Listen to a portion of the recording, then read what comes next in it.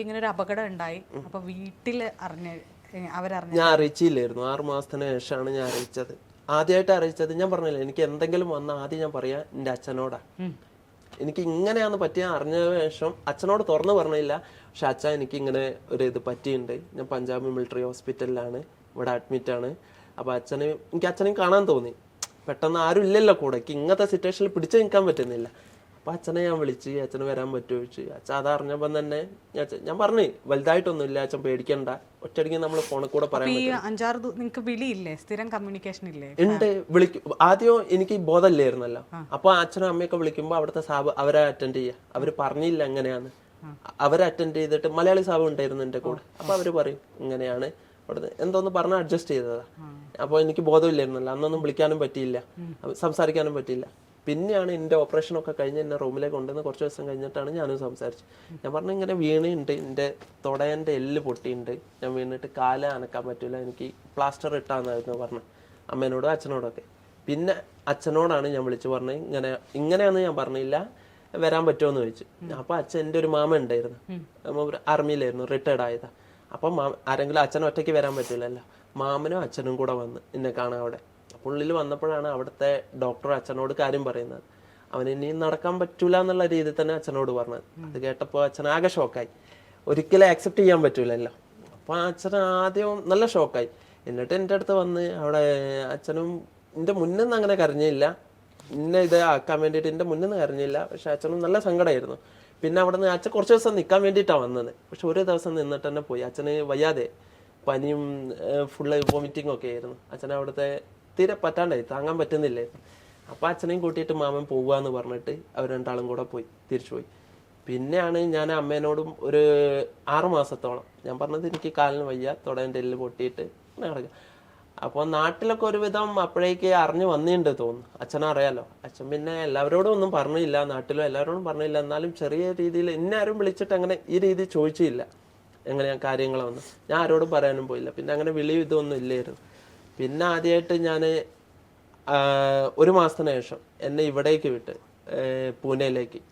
ആ പഞ്ചാബിൽ നിന്ന് എന്നെ ട്രാൻസ്ഫർ ചെയ്ത് പൂനെയിലേക്ക്. 1 മാസം ഞാൻ ചണ്ഡിമന്ദിർ അവിടെ ഹോസ്പിറ്റലിൽ നിന്നാണ്. അപ്പോൾ എന്നോട് അവർ പറഞ്ഞു ഇങ്ങനെ പൂനെയിൽ ഒരു ഹോസ്പിറ്റൽ ഉണ്ട്, ഇന്ത്യയിൽ തന്നെ നമ്പർ 1 ഹോസ്പിറ്റലാണ്, ഈ സ്പൈനിന് പ്രോബ്ലം, വീൽചെയർ ഒരുപാടുണ്ട് അവിടെ ഉള്ളവർ. അപ്പോൾ എന്നോട് പറഞ്ഞ് അവിടേക്ക് പോയാൽ നീ ഒരുപാട് റിക്കവർ ആവും, വീൽചെയറിൽ തന്നെ എങ്ങനെ ജീവിക്കണം എന്ന് അവർ പഠിപ്പിക്കുന്നു. അപ്പോഴും എൻ്റെ മൈൻഡിലുള്ളത് വീൽചെയറിൽ ജീവിക്കണം, എണീറ്റ് നടക്കണം എന്നാണ്. അവർ പറയുമെങ്കിൽ എനിക്ക് എണീറ്റ് നടക്കണം എന്നായിരുന്നു ഉള്ളത്. അപ്പം ഞാൻ അത് ചോദിച്ചപ്പോൾ അവർ പറഞ്ഞു വീൽചെയറിന് എങ്ങനെ ബാസ്കറ്റ് ബോൾ കളിക്കണം അതൊക്കെ അവിടെ നിന്ന് പഠിപ്പിക്കുന്നു. അപ്പോഴും എനിക്ക് ഡൗട്ട്, വീൽചെയറിന് എങ്ങനെ ബാസ്കറ്റ് ബോൾ കളിക്കണം. അപ്പോൾ ഫുള്ള് ഡൗട്ട് വെച്ചിട്ടായിരുന്നു ഞാൻ പോയത്. അവിടെ നിന്ന് എന്നെ അങ്ങോട്ട് ട്രാൻസ്ഫർ ചെയ്ത് ട്രെയിനിലായിരുന്നു. അപ്പോൾ ആ പറ്റി 1 മാസം കഴിഞ്ഞപ്പോഴും എനിക്ക് റിക്കവർ ഇരിക്കാൻ പോലും പറ്റുന്നില്ലായിരുന്നു. എനിക്ക് അവിടെ നിന്നും വീൽ ചെയറിൽ മര്യാദയ്ക്ക് ഇരിക്കാൻ പറ്റില്ലായിരുന്നു. ഇപ്പോഴൊക്കെ ഞാൻ കംഫർട്ടായിട്ട് നല്ലപോലെ ഇരിക്കുന്നില്ല, അന്നൊന്നും ഇരിക്കാൻ പറ്റില്ല. വേദനയും പുറം ഓപ്പറേഷൻ ചെയ്ത് കിടക്കില്ലായിരുന്നു, എനിക്ക് തീരെ ഇരിക്കാൻ പറ്റില്ലായിരുന്നു. ഒരു 5 മിനിറ്റ് ഇരുന്നാൽ ഞാൻ പിന്നെ എനിക്ക് ഇരിക്കാൻ പറ്റുന്നില്ല പറയും. പക്ഷെ ഡോക്ടർ സമ്മതിക്കൂല, കിടക്കാൻ സമ്മതിക്കൂല, എന്നെ വീൽ ചെയർ തന്നെ ഇരുത്തും. അങ്ങനെ ഇരിക്കണം, ഇരുന്നിരുന്ന് ഇതാവണം എന്ന് പറഞ്ഞു. പെട്ടെന്ന് കിടത്തിയാൽ ഞങ്ങൾക്ക് ഈ ബെഡ് സോർ പോലത്തെ സംഭവം ഉണ്ട്, ഒരുപാട് കിടന്നാൽ അറിയാലോ, ബെഡ് സോർ വരും. അപ്പൊ അതിനെപ്പറ്റി ഒന്നും എനിക്ക് അറിയില്ലായിരുന്നു. അപ്പൊ ഞാൻ അതാ കിടക്കണം എന്ന് പറയുന്നത്. പക്ഷെ ഡോക്ടർ സമ്മതിക്കൂല കിടക്കാൻ, ഇരിക്കാൻ. ഞാൻ എന്നിട്ട് ഒരുപാട് കഴിഞ്ഞാൽ എനിക്ക് സത്യം പറഞ്ഞാൽ കരയും. കാരണം ഞാൻ പറയും എനിക്ക് പറ്റൂല, എന്നെ കൊണ്ട് ഒരുപാട് ഇരിക്കാൻ പറ്റൂല എന്ന് പറഞ്ഞിട്ട് പിന്നെ പിടിച്ച് എന്നെ കിടത്തല ഡോക്ടർ, അല്ലാണ്ട് എന്നെ ഒരുപാട് ഇരുത്താൻ സമ്മതിക്കില്ല. അപ്പോൾ അതിന്റെ ഉള്ളിൽ തന്നെ ആയിപ്പോയി, നമുക്ക് പുറത്തേക്ക് ഒന്നും പോകാൻ പറ്റുന്നില്ല. ഫസ്റ്റ് ടൈമാണ് അങ്ങനത്തെ ഒരു ഫീല് വരുന്നത്. ഞാനിപ്പോ ഈ പറഞ്ഞില്ലേ ആ സിസ്റ്റർ ഇങ്ങനെ വന്ന് പറയുന്ന കേട്ടെന്ന്, ഇപ്പൊ ഒരുപാട് ആഗ്രഹിച്ച് ആർമിയിലേക്ക് പോയി ജോയിൻ ചെയ്ത് ആ നിമിഷം ഇനി ഒന്നും ഇല്ല എന്ന് അറിയുന്ന ഒരു നിമിഷം ശരിക്കും ഞാൻ ഷോക്കായി പോയി. എനിക്ക് എന്ത് ഫീലാന്ന് ഇപ്പൊ പറഞ്ഞാൽ മനസ്സിലാവില്ല. ഞാൻ ഇപ്പൊ ഇത്രയൊക്കെ പറയുന്ന ആ ഫീലല്ലേ കിട്ടുന്നുള്ളൂ. എന്റെ ഉള്ളിലെ ഇത് ഫീൽ എനിക്ക് മാത്രമേ മനസ്സിലാവുള്ളൂ. അതിപ്പോ ഞാൻ പറഞ്ഞു തരാൻ, എക്സ്പ്രസ് ചെയ്യാൻ എനിക്ക് പറ്റൂല. അന്ന് ശരിക്കും ഞാൻ ഷോക്കായി പോയി. അത് കേൾക്കുന്നപ്പോ എന്റെ അച്ഛന്റെ അവസ്ഥയും ആലോചിച്ച് നോക്കി. കേൾക്കുന്ന ആരൊക്കെ അവസ്ഥയാണേലും ഞാൻ അനുഭവിക്കുന്ന എന്റെ അവസ്ഥയാണ്. ഇതിപ്പോ ഞാൻ എത്ര വിഷമം പറഞ്ഞാലും കേൾക്കുന്ന ഇപ്പൊ ആരാണേലും, ചേച്ചിയാണേലും എൻ്റെ വൈഫാണേലും, എല്ലാവരും കരഞ്ഞാലും ഫീല് വരുന്നത്. പക്ഷെ അനുഭവിക്കേണ്ട ഞാൻ തന്നെ അനുഭവിക്കേണ്ടേ, അങ്ങനത്തെ അവസ്ഥയായിരുന്നു എൻ്റെ അത്. അപ്പൊ അന്ന് വേദനയൊക്കെ, അന്ന് ഇപ്പൊ ഒരുപാട് ഇതുണ്ട്, അന്ന് വേദനകൾ ഒരുപാട് അനുഭവിക്കായിരുന്നു എനിക്ക്. അതുകൊണ്ടാണ് ഞാൻ പറഞ്ഞില്ലേ ഇഞ്ചക്ഷൻ ഡെയിലി തരുമായിരുന്നു വേദനയ്ക്കുള്ളത്, ആന്റിബയോട്ടിക്സ്. ഇപ്പോഴാണ് ഒരുപാട് ബെറ്റർ ആയത്. അപ്പൊ അന്നൊന്നും തീരെ എനിക്ക് അത് ആലോചിക്കാനേ പറ്റൂല ഇപ്പോഴും അങ്ങനത്തെ നിമിഷം എന്ന് പറഞ്ഞാൽ. ഇപ്പൊ 3.5 വർഷമായി, ഇത്രയും കഴിഞ്ഞില്ലേ, എത്രയോ ബെറ്റർ. കാരണം ആ നിമിഷത്തിലൂടെ ഞാൻ കടന്നു പോയത് അത്രയ്ക്ക് അനുഭവിച്ചിട്ടുണ്ടായിരുന്നു, ആ വേദനയും കാര്യങ്ങളും. എന്നെ അങ്ങനെ അവിടുന്ന് ട്രെയിനില് പൂനെയിലേക്ക് ട്രാൻസ്ഫർ ചെയ്ത്. എന്റെ കൂടെ 2 ആള്, ഒരാളെ കൊണ്ട് കൊണ്ടുപോകാൻ പറ്റൂലായിരുന്നു. അപ്പൊ എന്നെ 2 ആള് വന്ന് അന്ന് എന്നെ അവിടെ റെയിൽവേ സ്റ്റേഷനിൽ കൊണ്ടുപോയി. ഒരുപാട് ബുദ്ധിമുട്ടാണ്, വീൽ ചെയറിലാണ് റെയിൽവേ സ്റ്റേഷന്റെ ഉള്ളിലേക്ക് കയറാനും ഒക്കെ ബുദ്ധിമുട്ടല്ലേ. അപ്പൊ അങ്ങനെ അവിടെ പോയി പൂനെയിൽ ഞാൻ മാർച്ചിൽ 1 മാസത്തിന് ശേഷം അവിടെ റിപ്പോർട്ട് ചെയ്ത്. അങ്ങനെ അവിടെ റിപ്പോർട്ട് ചെയ്ത് ഈ ഹോസ്പിറ്റലിൽ കിടന്ന സമയം അവർ സർവീസ് ആയിട്ടാണ് പരിഗണിക്കുന്നത്? ആ ഫുള്ള് സർവീസ് തന്നെ. ആ അല്ല, ആ ടൈം ഹോസ്പിറ്റലിൽ അല്ലല്ല, ഒക്കെ സർവീസായി. ഇപ്പൊ അവിടെ ഒത്തിരി പേഷ്യന്റ് ഉണ്ട്. അതേപോലെ എല്ലാവരും ഞങ്ങൾ ആ പീരീഡില് ഇതാണ്. ഞങ്ങളിപ്പോ ലീവിന് വന്നാലും ആർമി തന്നെയല്ലേ. അപ്പൊ ഹോസ്പിറ്റലിൽ കിടന്നാലും അതേപോലെ തന്നെ. ഹോസ്പിറ്റലിലാണ് പേഷ്യന്റ്, അങ്ങനത്തെ ഇതില്ല. ഞങ്ങൾ ഓൺ സർവീസ് തന്നെ. ആണ് ഞങ്ങൾക്കായിട്ട് ഒരു സെക്ഷൻ ആ ഹോസ്പിറ്റലിൽ, ആ ഹോസ്പിറ്റലിലായിട്ട്. അതുകൊണ്ട് ഞങ്ങൾ അങ്ങനെ അറിയപ്പെടുക അവിടെ. SCIC എന്ന് പറഞ്ഞാൽ മനസ്സിലാവും, ആ സ്പൈനിന് പറ്റിയാണ്. അതിന്റെ പേരെന്നെ അങ്ങനെയാണ്, സ്പൈനൽ കോഡ് ഇഞ്ചുറി സെന്റർ. ഇപ്പൊ SCIC വാർഡ് എന്നാണ് ഞങ്ങളെ പറയാ അവിടെ ഉള്ളവർ. അപ്പൊ ആ സെക്ഷനിൽ കണ്ടപ്പോഴാണ് എനിക്ക് മനസ്സിലായത്. ഞാൻ ഒരു കാര്യം അവിടെ നിന്ന് മനസ്സിലാക്കി. അങ്ങനെ കണ്ടപ്പോൾ എന്നെക്കാട്ടും അനുഭവിക്കുന്നവരുണ്ട് മനസ്സിലായപ്പോഴാണ് അവര് എന്നിട്ട് മോട്ടിവേഷൻ ആയിരുന്നു. അവരും ചിരിച്ചിട്ട് അവിടെ നടക്കുന്നത്. ഞാൻ അന്നൊക്കെ കരഞ്ഞിട്ട് അങ്ങോട്ട് പോകുന്നത്. എന്റെ മൊത്തം കരച്ചിലും സങ്കടവും നെഗറ്റീവ് തോട്ട്സേ ഉള്ളായിരുന്നു. അപ്പൊ ഞാൻ മനസ്സിലാക്കി, ഇത് പറ്റിയിട്ടും എന്നെക്കാളും അനുഭവിക്കുന്നവർ, ഒരു വെള്ളം കുടിക്കണേ വരെ സ്വന്തക്കായിട്ട് എടുത്ത് പറ്റൂല, കൂടെ ഉള്ളവരെ. അപ്പൊ എനിക്ക് അതിന്റെ ആവശ്യമില്ല, എനിക്ക് നടക്കാനുള്ള ബുദ്ധിമുട്ടുള്ളൂ. പക്ഷെ ഒരു വെള്ളം എടുക്കണമെങ്കിലോ വേറെ എന്തെങ്കിലും കൈകൊണ്ട് എടുക്കാം. പക്ഷെ അതിന് പോലും പറ്റാത്ത കഴുത്തിന്റെ താഴോട്ട് തളർന്ന് കിടക്കുന്നവരുണ്ട് അവിടെ, ഒത്തിരി പേരുണ്ട്. അത് നമ്മൾ ലോകം കാണാത്തോണ്ടാ, ആൾക്കാരെ കാണാത്തോണ്ടാ. അന്നാണ് ഞാൻ മനസ്സിലാക്കിയത്.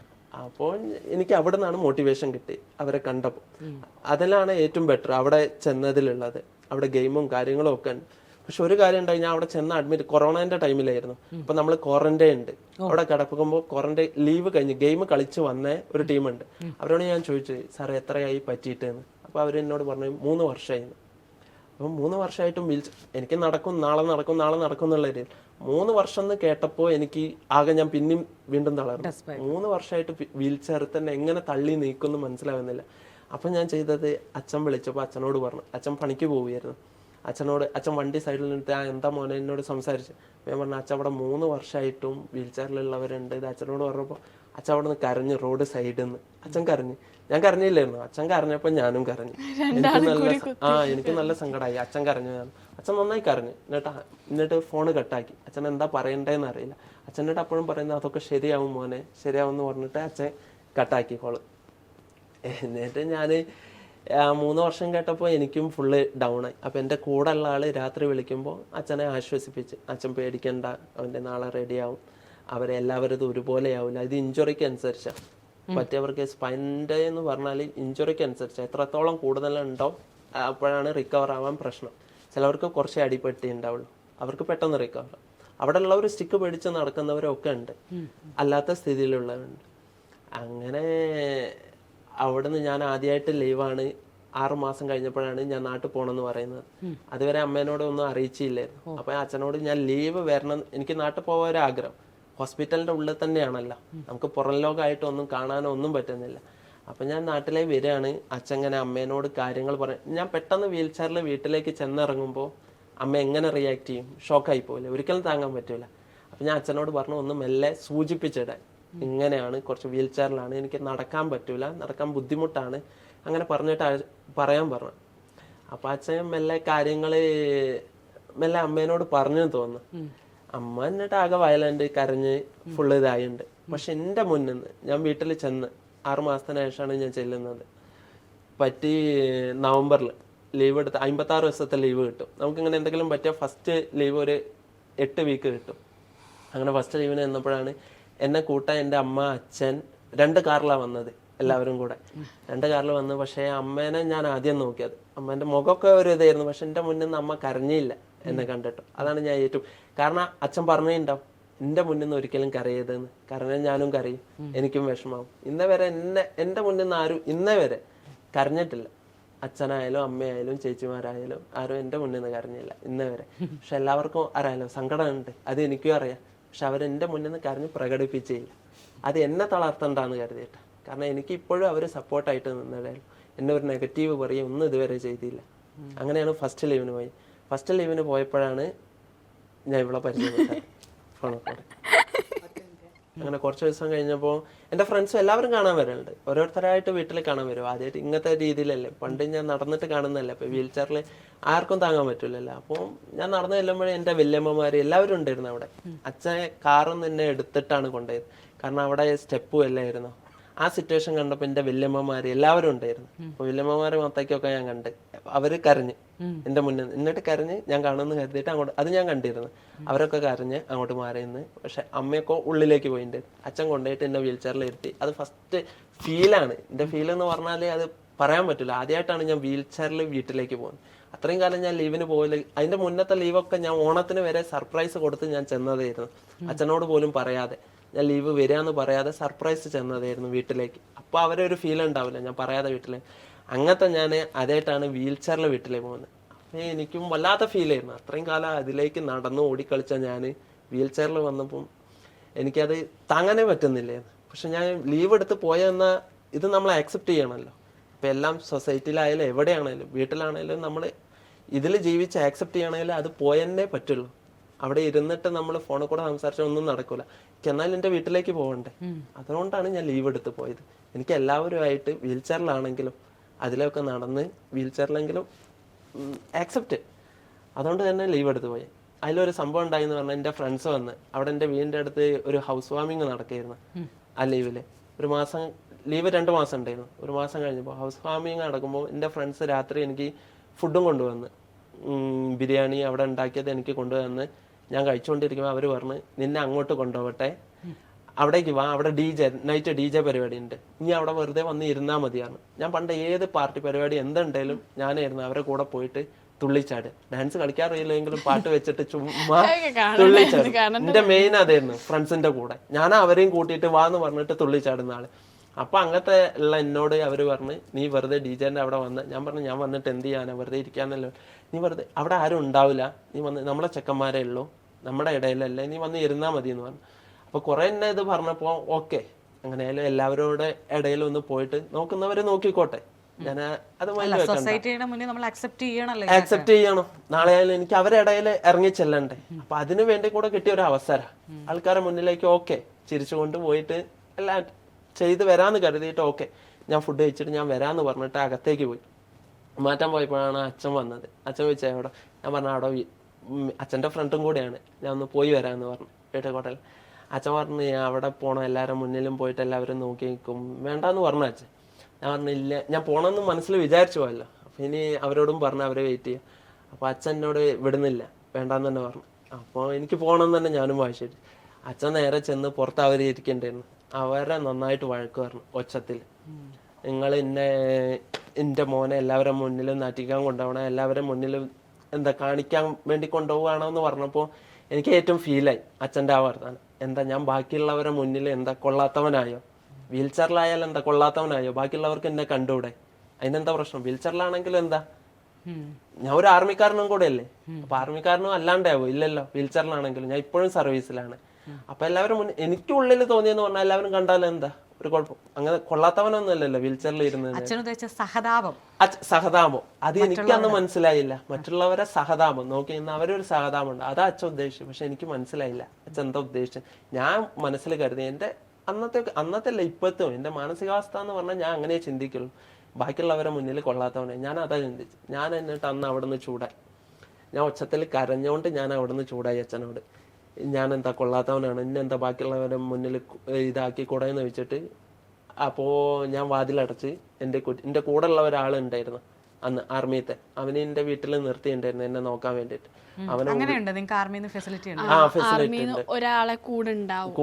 പക്ഷെ ലീവിന് പോകുമ്പോൾ തരൂല. പക്ഷെ ഞാൻ എൻ്റെ യൂണിറ്റിൽ നിന്ന് പറ്റിയോണ്ട് എനിക്ക് എൻ്റെ കമാൻഡർ തന്നതാണ്.